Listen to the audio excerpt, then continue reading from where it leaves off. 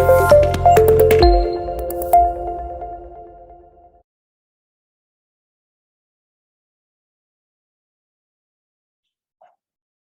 ध्यान से देखना, हमने क्या क्या कर लिया, रेशियो कैलकुलेशन कर लिया, ट्रीटमेंट ऑफ गुडविल कर लिया, तो next treatment of reserves. Sir revaluation उससे फर्क नहीं पड़ता, 4 चीजें सीखनी है, ratio calculation, treatment of goodwill, treatment of free reserves, accumulated profits and losses, and revaluation of assets and liabilities. Capital adjustment तो एक अलग है, वो इन सबके बाद ही आएगा। पहले आप रिवैल्यूएशन करो या ट्रीटमेंट ऑफ फ्री रिजर्व्स, उससे फर्क नहीं पड़ता। ध्यान से देखना, एक एग्जांपल से समझेंगे। ABC were partners sharing profits in the ratio 2:2:1. Now they decide to share profits and losses equally. Okay. अब एग्जिस्टिंग बिजनेस था पहले से या कोई नया बिजनेस शुरू हो रहा है? एग्जिस्टिंग था। एग्जिस्टिंग बिजनेस था, आपस में बस प्रॉफिट शेयरिंग रेशियो चेंज हो रहा है। तो जो एग्जिस्टिंग बिजनेस था उसकी बैलेंस शीट क्या शो कर रही है, एक एग्जांपल के थ्रू कुछ आइटम्स की ट्रीटमेंट सिखाना चाहता हूं। कैपिटल बैलेंसेस थे कुछ, profit and loss credit balance, ये क्या होता है Harshada? Profit and loss credit balance ये क्या होता है, any idea Harshada? No sir. किसको पता है क्या होता है P&L क्रेडिट बैलेंस जो बैलेंस शीट में लायबिलिटी साइड पे अपेयर होता है? एनीवन? लॉस होगा शायद। क्रेडिट बैलेंस प्रॉफिट होता है। क्या होता है ये? Undistributed profits. क्या है ये? अनडिस्ट्रीब्यूटेड प्रॉफिट्स, अक्यूमुलेटेड प्रॉफिट्स भी बोलते हैं इनको, रिटेन्ड अर्निंग्स भी बोलते हैं इनको। प्रॉफिट्स हैं बेटा, profits have a credit balance. ये जो P&L डेबिट बैलेंस है ना, ये होता है आपका अक्यूमुलेटेड लॉस। क्या होता है ये? अक्यूमुलेटेड लॉस, जो भी पार्टनर्स में राइट ऑफ नहीं हुआ। तो अक्यूमुलेटेड प्रॉफिट्स हो सकते हैं, जनरल रिजर्व जो आपने खुद क्रिएट करा है प्रॉफिट्स में से, कंटिजेंसी रिजर्व और जनरल रिजर्व ऑलमोस्ट सेम चीज है, आपने पैसा सेट असाइड किया हुआ है कल को अगर कोई इमरजेंसी आ जाए, कोई जरूरत पड़े। बट क्या यहाँ पर्पस स्पेसिफाई करा है? कंटिजेंसी रिजर्व में ये मेंशन करा है कि किस चीज के लिए यूज होगा? ऐसा कुछ लिखा है कि नहीं लिखा? पर्पस मेंशन्ड है कि नहीं है? Sorry, no sir. नो। तो जिन रिजर्व्स में पर्पस मेंशन नहीं होता उनको क्या बोलते हैं हम? Free reserves. क्या बोलते हैं? Free reserves. फ्री रिजर्व्स का क्या होता है? कह रहे ये रिजर्व्स कहां से क्रिएट हुए? अक्यूमुलेटेड प्रॉफिट्स क्या है? ये पार्टनर्स में पहले डिस्ट्रीब्यूट हो जाने चाहिए थे, बट उन्होंने बोला नहीं नहीं कोई बात नहीं, इतने पैसे फर्म में पड़े रहने दो, कल को हमें जरूरत होगी तो बिजनेस एक्सपेंशन में या इमरजेंसी सिचुएशन में काम आएंगे। यस और नो? Yes sir. अब प्रॉफिट शेयरिंग रेशियो चेंज हो रहा है। अब जो पहले कॉम्पनसेशन अपने प्रॉफिट्स आपने सैक्रिफाइस करे, अगर डिस्ट्रीब्यूट हो जाते तो किस रेशियो में डिस्ट्रीब्यूट होते? 2:2:1। यस और नो? Yes sir. अगर प्रॉफिट्स पहले डिस्ट्रीब्यूट कर लिए होते तो वो 2:2:1 में होते। अब पड़े हुए थे प्रॉफिट्स और अब वो रिकॉन्स्टिट्यूशन कर रहे हैं, प्रॉफिट शेयरिंग रेशियो चेंज कर रहे हैं 1:1:1। आगे जाके तो जो भी प्रॉफिट्स और लॉसेस शेयर होंगे वो न्यू रेशियो में होंगे 1:1:1। पार्टनरशिप का रूल होता है कि no partner should be at a gain और loss just because of change in profit sharing ratio. की मतलब सिर्फ रेशियो चेंज होने की वजह से कोई ऐसा प्रॉफिट हो गया जिसके लिए उसने कोई काम ही नहीं करा, आगे जाके न्यू रेशियो हो गया तो अब तो आप काम करोगे, आगे जाके जो भी प्रॉफिट कमाओगे न्यू रेशियो में कमाओगे, तो वो तो आपने परचेज करा है। लेकिन जो पहले से रिजर्व्स पड़े हुए थे उसमें आपका न्यू रेशियो में मिलना, उसमें कोई हक था आपका न्यू रेशियो में शेयर लेना जिसका शेयर बढ़ गया? No sir. नहीं था। तो कह रहे हैं कि फेयर डिस्ट्रीब्यूशन क्या होगी कि अगर on the date of reconstitution कुछ भी फ्री रिजर्व्स पड़े हुए हैं तो उनको पार्टनर्स में डिस्ट्रीब्यूट कर दो ओल्ड रेशियो में। तो बेटा ये बहुत ध्यान रखने वाली चीज है, कोई चीज गेनिंग रेशियो में हो रही है, कुछ न्यू रेशियो में होगी, कुछ सैक्रिफाइसिंग में होगी, कुछ ओल्ड में होगी। तो यही तो सीखना है कि कौन सी चीज किस रेशियो में थी। जो गेनिंग गुडविल की एंट्री थी गेनिंग टू सैक्रिफाइसिंग, वो gaining ratio sacrificing ratio. Existing goodwill जो राइट ऑफ कर रहे थे वो ओल्ड रेशियो। फ्री रिजर्व्स जो डिस्ट्रीब्यूट करने वाले हैं किस रेशियो में, ओल्ड रेशियो।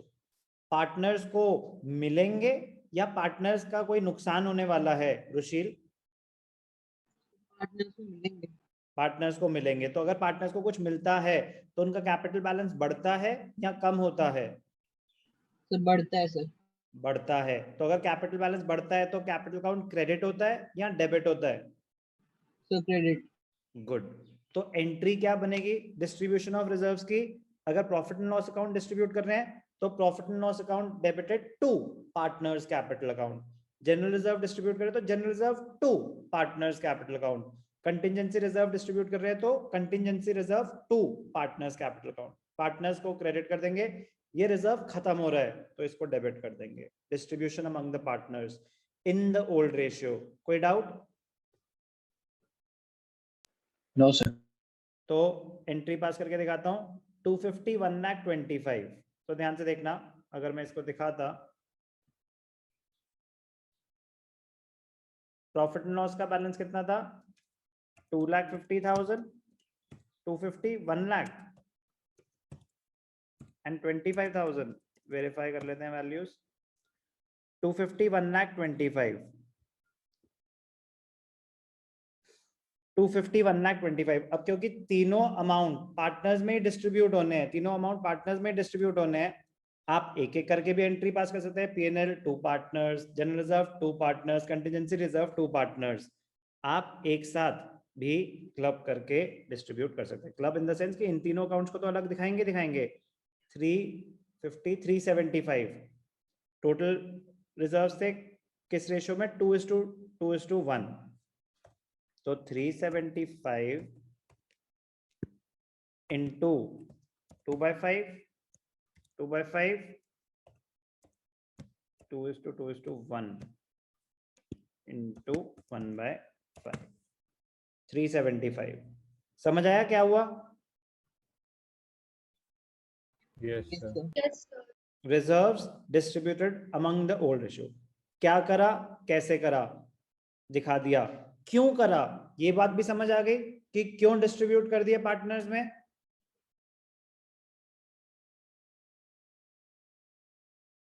क्यों समझ आया? सिर्फ क्या नहीं, कैसे नहीं, क्वेश्चन सॉल्व नहीं करने, क्यों डिस्ट्रीब्यूट किया, ये आप बताओ।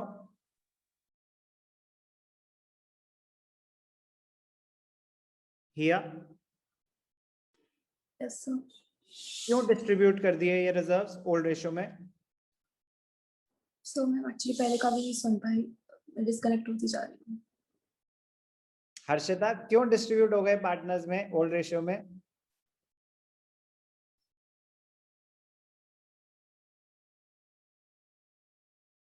भव्या, तो क्योंकि जो न्यू पार्टनर आया है उसने पुराने से एक्वायर करने में कोई नया पार्टनर नहीं आया। तो मतलब उसका उतना कंट्रीब्यूशन नहीं है वो एक्वायर करने में ना पहले जिनका रेशियो ज्यादा होता है, तो उससे अगर न्यू रेशियो में मिले तो वो बाकी पार्टनर्स के लिए अंतर है। ओके, कोई और एक्सप्लेन करना चाहेगा क्यों डिस्ट्रीब्यूट कर रहे हैं free reserves at the time of reconstitution? Sir, बोलो। sir, because change in PSR के वजह से पार्टनर्स को लॉस या गेन नहीं होना चाहिए।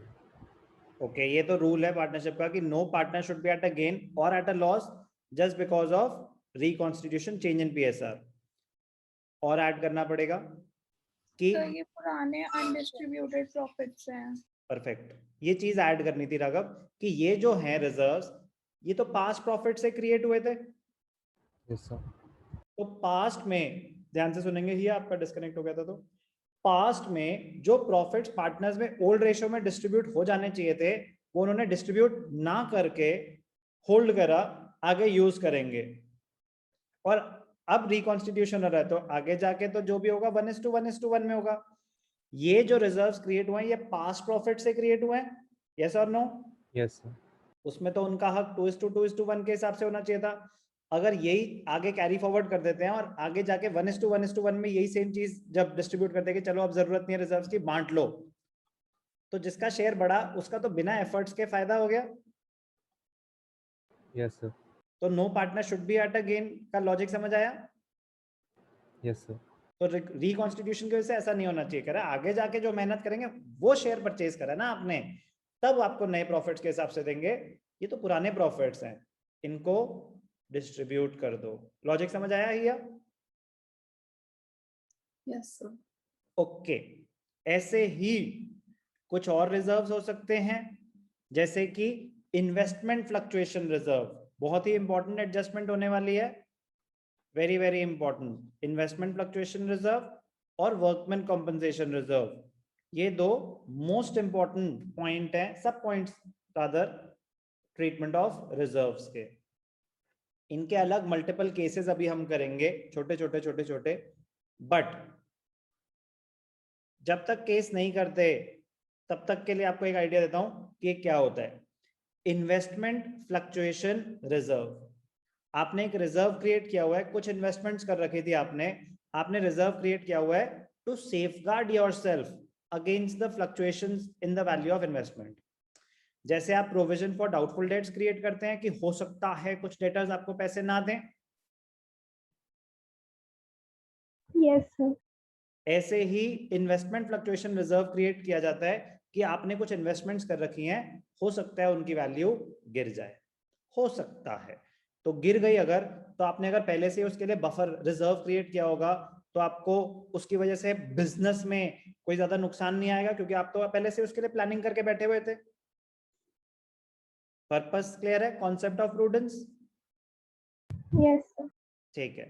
अब मैं कह रहा हूं आपने इन्वेस्टमेंट फ्लक्चुएशन रिजर्व, कोई भी रिजर्व क्रिएट किया हुआ है अगर, तो रिजर्व तो प्रॉफिट्स में से ही क्रिएट किया होगा,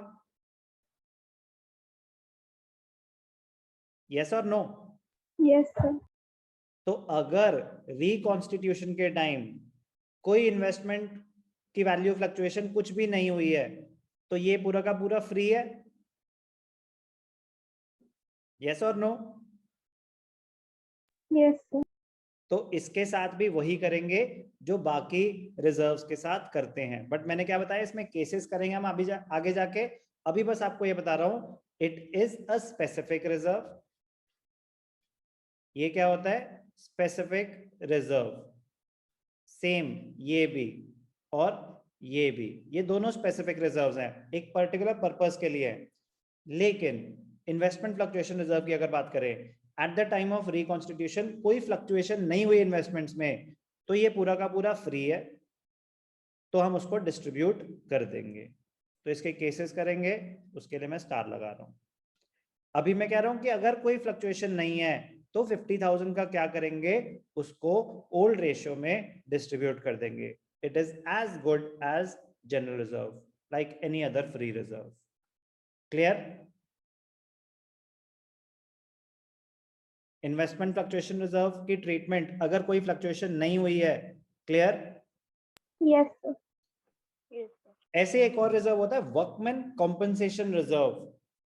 फर्म ने, पार्टनरशिप फर्म ने एक रिजर्व क्रिएट किया हुआ है कि अगर किसी एम्प्लॉय को काम करते करते चोट लग जाती है, कोई मेडिकल इमरजेंसी होती है, किसी पार्टनर को चोट लग जाती है, कोई मेडिकल इमरजेंसी होती है, तो उसके लिए अलग से रिजर्व बना के रखा हुआ है, हम वर्कमैन को कॉम्पनसेट कर देंगे, अपने एम्प्लॉयज को कॉम्पनसेट कर देंगे। तो workman compensation reserve, reserve created to compensate the employees और the partners if they face any medical emergency while rendering the service.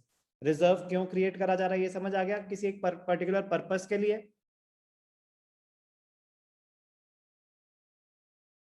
Yes और नो? यस एक पर्टिकुलर पर्पस के लिए क्रिएट करा जा रहा है।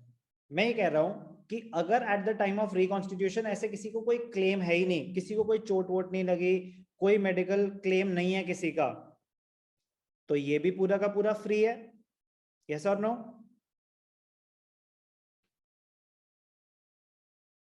यस? और नो? अगर कोई क्लेम नहीं है तो ये भी फ्री है, ये भी फ्री है, तो ये रिजर्व भी तो प्रॉफिट्स में से ही क्रिएट किया था, तो ये पार्टनर्स को ही बिलोंग करता है, इसको भी ओल्ड रेशियो में डिस्ट्रीब्यूट कर देंगे। तो इन्वेस्टमेंट फ्लक्चुएशन रिजर्व और वर्कमैन कॉम्पेंसेशन रिजर्व क्या एक्सप्लेन करा अभी, मीनिंग, और सिर्फ एक बेसिक सा केस जब कोई इन्वेस्टमेंट की वैल्यू फ्लक्चुएट नहीं हुई या कोई क्लेम नहीं है, इनके सब केसेस अलग से करेंगे हम। तो पार्टनर्स में जब डिस्ट्रीब्यूट कर रहे हैं तो पार्टनर्स को मिल रहे हैं कितना था इन्वेस्टमेंट फ्लक्चुएशन, 50 और वो 75, तो ध्यान से देखना 50,000 ये भी डिस्ट्रीब्यूट हो जाएगा पार्टनर्स में, 75,000 ये भी डिस्ट्रीब्यूट हो जाएगा पार्टनर्स में। टोटल कितना डिस्ट्रीब्यूट हो रहा है, 1,25,000। किस रेशियो में, ओल्ड रेशियो 2:2:1, 125 इंटू 2/5 और 125 इंटू 1/5, तो 50,000 50,000 25,000 डिस्ट्रीब्यूशन ओल्ड रेशियो में। क्लियर है ट्रीटमेंट? Yes sir. ओके, अब ध्यान से देखना, important point, interesting point. Balance sheet में तो लायबिलिटीज भी हो सकती हैं, bills payable, provident fund. Provident fund आपने एम्प्लॉइज की सैलरी में से कुछ पैसा काटा हुआ है जो गवर्नमेंट डिपार्टमेंट को देना है, it is like any other liability, it is like any other liability. Provident fund कुछ स्टूडेंट्स कंफ्यूज कर देते हैं वर्कमैन कॉम्पेंसेशन रिजर्व के साथ, नो, दो बहुत अलग चीजें। जानबूझ के यहाँ लिखा है ये बताने के लिए कि provident fund is not a reserve, it is a liability. तो bills payable, provident fund, creditors, ये सब लायबिलिटीज हैं, ये कोई रिजर्व्स नहीं है, कुछ नहीं करते इनका, not to be distributed. Liabilities थोड़ी ना, लायबिलिटीज तो पे ऑफ करनी है, यस और नो? Yes sir. तो बस बताने के लिए बताया था कि भैया फ्री रिजर्व्स और जो रिजर्व डिस्ट्रीब्यूट कर रहे हैं और बाकी लायबिलिटीज में फर्क होता है। तो सिर्फ और सिर्फ रिजर्व्स बांट लेना, ये नहीं कि जो लायबिलिटी साइड पे देखा सब बांट दो, खत्म करो बिजनेस, बंद करो ये दुकान, नहीं। क्या डिस्ट्रीब्यूट करना है ये आइडेंटिफाई करना आना चाहिए। फ्री रिजर्व्स भी स्पेसिफिक की कंडीशन, स्पेसिफिक की एडजस्टमेंट्स बताएंगे कि वो डिस्ट्रीब्यूट करने लायक हैं कि नहीं है। अभी मैंने आपको क्या बताया कि अगर कोई क्लेम नहीं है, कोई इन्वेस्टमेंट की फ्लक्चुएशन नहीं है, तो वो डिस्ट्रीब्यूट कर दो। तो लायबिलिटी साइड पे हम क्या डिस्ट्रीब्यूट कर रहे हैं और क्या डिस्ट्रीब्यूट नहीं कर रहे, समझ आया? Yes sir. प्रोविडेंट फंड क्यों नहीं डिस्ट्रीब्यूट करा भव्या?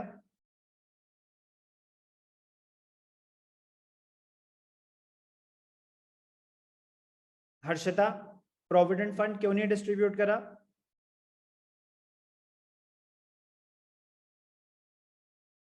हर्षिता जल्दी बोलो बेटा, मुझे भी जाना है। Sir try. सर बिकॉज वो रिटायरमेंट पे मिलता है इसलिए, पता नहीं sir. It is not a reserve, it is, अब मतलब आपस में पार्टनर्स में बांट लें क्या? Is it a reserve? No sir. तो सिंपल सा जो इसका रीजन था, it is not a reserve. लगता है कि पार्टनर से रिलेटेड ही कुछ पैसा है रिजर्व, बट ये रिजर्व नहीं है, it is a liability. Liability side पे आ रहा है, तो आपने गवर्नमेंट डिपार्टमेंट में इतना पैसा डिपॉजिट करना है एम्प्लॉइज के प्रोविडेंट फंड के, ये एक लायबिलिटी है, it is not a reserve. Clear? Yes sir. Okay, तो अभी करा हमने treatment of reserves, accumulated profits, last part क्या है, लॉसेस। तो हम रिजर्व्स क्यों बांट रहे थे, क्योंकि जिसका शेयर बढ़ रहा था वो कह रहा था कि यार आगे जाके बांटेंगे तो मुझे ज्यादा मिल जाएगा, तो दुख किसको हो रहा था, जिसका रेशियो कम हो रहा हो, वो नुकसान में आ जाएगा ना, कि आगे जाके अगर वो प्रॉफिट्स बढ़े तो जिसका शेयर कम हो गया उसको कम मिलेंगे, यस और नो? अक्यूमुलेटेड प्रॉफिट्स आगे जाके अगर बढ़ते, अभी ना बढ़ते, आगे जाके बढ़ते, तो जिसका रेशियो कम हो गया उसको कम मिलते। Yes, sir. ऐसे ही अगर लॉसेस तो जिसका रेशियो बढ़ गया, लॉसेस अगर अभी राइट ऑफ नहीं करे, आप कुछ अक्यूमुलेटेड लॉसेस कैरी फॉरवर्ड कर रहे थे, तो जिसका रेशियो बढ़ गया उसको मतलब पुराने लॉसेस अब नए रेशियो में राइट ऑफ करने पड़ेंगे, उसको ज्यादा लॉसेस बेयर करने पड़ेंगे। कह रहे भाई साहब ये लॉसेस तो तब हुए थे जब हमारा रेशियो 2:1 था, जब मुझे 1/5 मिल रहा था तब ये लॉसेस हुए थे, तब लॉस राइट ऑफ कर दिया था, तो मुझे सिर्फ 1/5 शेयर उसमें से बेयर करना होता। अब आगे जाके जब ये लॉसेस बेयर होंगे, मेरा शेयर तो 1/3 हो गया, अब मुझे उसका 1/3 देना पड़ेगा। तो उसका बस प्रॉफिट शेयरिंग रेशियो चेंज होने की वजह से नुकसान हो गया। यस और नो? Yes sir. कह रहा है जो भी पुराने प्रॉफिट्स और लॉसेस हैं उनको राइट ऑफ कर दो। तो जो जैसे प्रॉफिट्स थे वो पार्टनर्स में डिस्ट्रीब्यूट हो गए थे ओल्ड रेशियो में, तो accumulated losses, deferred advertisement expenditure, advertisement suspense, P&L debit balance, different name से आ सकता है, बट करना क्या है उसका, कह रहे हैं आपके सारे अक्यूमुलेटेड लॉसेस हैं, इनको राइट ऑफ कर दो। किस रेशियो में राइट ऑफ कर दो? ओल्ड रेशियो में राइट ऑफ कर दो। अगर लॉसेस राइट ऑफ करने हैं तो पार्टनर्स लॉस बेयर कर रहे हैं, यस और नो? तो पार्टनर्स अगर लॉस बेयर करेंगे तो उनकी कैपिटल बढ़ेगी या कम हो जाएगी? कम हो जाएगी। कम हो जाएगी। तो अगर कैपिटल आपकी कम हो जाएगी तो आपकी कैपिटल डेबिट करेंगे या क्रेडिट करेंगे? Sir debit. Good, debit. तो लॉसेस जब राइट ऑफ होते हैं तो कैपिटल अकाउंट डेबिट होता है to respective loss old ratio में। किस रेशियो में? ओल्ड रेशियो में। अक्यूमुलेटेड लॉसेस 150 थे, अक्यूमुलेटेड लॉसेस कितने थे? 1,50,000 थे। डेफर्ड रेवेन्यू एक्सपेंडिचर 2 लाख और P&L debit balance. Accumulated loss होता है रुशील, लायबिलिटी साइड पे जो आ रहा है वो अक्यूमुलेटेड प्रॉफिट होता है, एसेट साइड पे जो आ रहा है वो फिक्टिशियस एसेट अक्यूमुलेटेड लॉस होता है। याद रहेगा? Yes sir. ओके, तो अक्यूमुलेटेड लॉसेस का हम क्या करेंगे? ओल्ड रेशियो में राइट ऑफ कर देंगे। टोटल कितना है? 6, 7, 8 लाख। 8 लाख 2:1, 8 लाख इंटू 2/5, 2/5, 1/5, 160 हो जाएगा। ठीक है, 3, 6, 7, 8। Entry capital account debited to accumulated losses जो भी हैं, deferred revenue expenditure, P&L debit balance.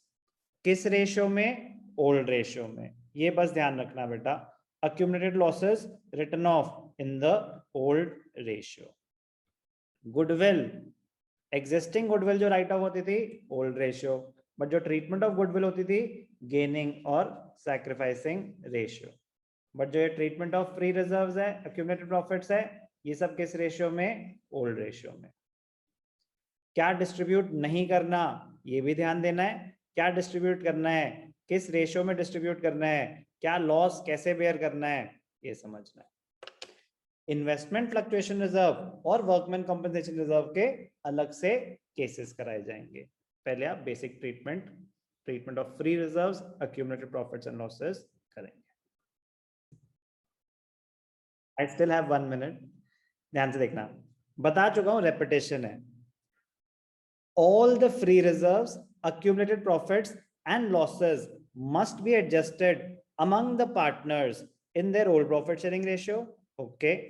If there is no adjustment relating to IFR or workman compensation reserve, तो जो अभी मैंने आपको केस बताया वो no adjustment वाला ही बताया कि इन्वेस्टमेंट की कोई वैल्यू फ्लक्चुएट नहीं हुई, कोई क्लेम नहीं है। They will be treated as free reserves and distributed among the old ratio। वही करा था हमने इस केस में, IFR और वर्कमैन कंपनसेशन रिजर्व को वैसे ही तो ट्रीट करा जैसे बाकी रिजर्व्स को करा। यस और no? Yes, sir. Yes sir. Okay, last part. Liabilities like bills payable, provident fund, creditors, outstanding expenses, they are not reserves. They will not be distributed. These are not reserves. These are liabilities. Important adjustment है, बहुत काम आएगी।